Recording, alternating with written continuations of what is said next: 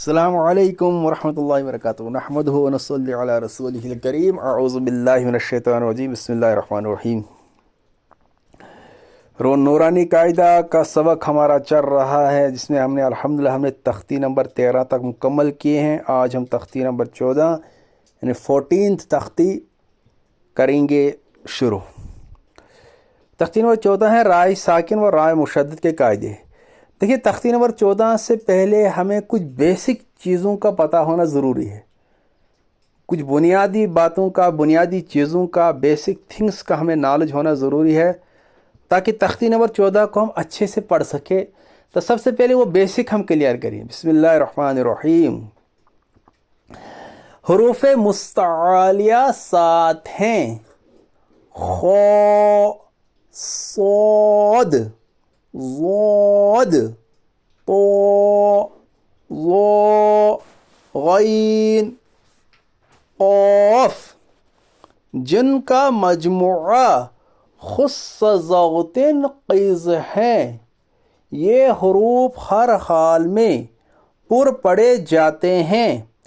ان کے علاوہ باقی سب حروف مستفیلہ ہیں۔ حروف مستفیلہ باریک پڑھے جاتے ہیں، لیکن حروف مستفیلہ میں 3 حروف ایسے ہیں جو کبھی پر کبھی باریک پڑھے جاتے ہیں، انہیں حروف مشترکہ کہتے ہیں۔ وہ یہ ہیں الف لفظ اللہ کا لام اور را الف کا قاعدہ۔ چونکہ 3 حروف ہیں نا حروف مشترکہ، الف لفظ اللہ کا لام اور را، یعنی یہ کبھی پر پڑھے جاتے ہیں کبھی باریک۔ اب پر کس طرح پڑھنا ہے، باریک کس طرح پڑھنا ہے، وہ ہم آگے پڑھیں گے جب ہم اس کی مشق کریں گے، جب پڑھیں گے اس کا، لیکن ابھی صرف آپ یاد رکھو، پھر انشاءاللہ آگے ہم سمجھیں گے ان کو۔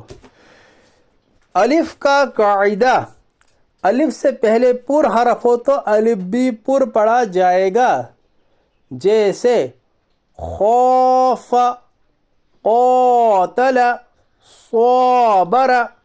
اور اگر الف سے پہلے باریک حرف ہو تو الف بھی باریک پڑھا جائے گا، جیسے جاہد، تاب، شارب۔ یعنی الف جو ہے یہ الف پر بھی پڑھا جاتا ہے باریک بھی، لیکن پر کا پڑھا جاتا ہے باریک کا پڑھا جاتا ہے، تو الف سے پہلے پر حرف ہو تو الف پر پڑھا جائے گا، جیسے خوف، قاتل۔ اور اگر الف سے پہلے باریک حرف ہو تو الف بھی باریک پڑھا جائے گا، جیسے زاد، جاہد، تاب۔ یعنی ڈیپینڈ کرتا ہے پر اور باریک حرفوں پر، رائٹ۔ اب ہے لفظ اللہ کا لام۔ لفظ اللہ کے لام سے پہلے زبر یا پیش ہو تو لفظ اللہ کا لام پر پڑھا جائے گا، جیسے ان اللہ، حدود اللہ۔ اور اگر لفظ اللہ کے لام سے پہلے زیر ہو تو لفظ اللہ کا لام باریک پڑھا جائے گا، جیسے بل اللہ دین اللہ۔ دیکھیں جس طرح الف کا ہم نے پڑھا کہ الف سے پہلے پر حرف ہو تو الف پر پڑھا جائے گا، اور اگر باریک حرف ہو تو الف باریک پڑھا جائے گا۔ اسی طرح لفظ اللہ کا لام، یعنی لفظ اللہ کے لام سے پہلے زبر یا پیش ہو تو لفظ اللہ کا لام پر پڑھا جائے گا، اور اگر لفظ اللہ کے لام سے پہلے زیر ہو تو لفظ اللہ کا لام باریک پڑھا جائے گا۔ لفظ اللہ کے علاوہ جو باقی ہر لام ہوگا نا، یعنی لفظ اللہ کے لام کے علاوہ جو باقی لام آتا ہے، سمپل لام جو ہوتا ہے، فا قاف کاف کے بعد جو لام آتا ہے، سمپل جو لام آتا ہے، تو وہ ہر حال میں باریک پڑھا جائے گا، چاہے اس سے پہلے زبر زیر پیش کچھ بھی ہو، وہ ہر حال میں باریک پڑھا جائے گا۔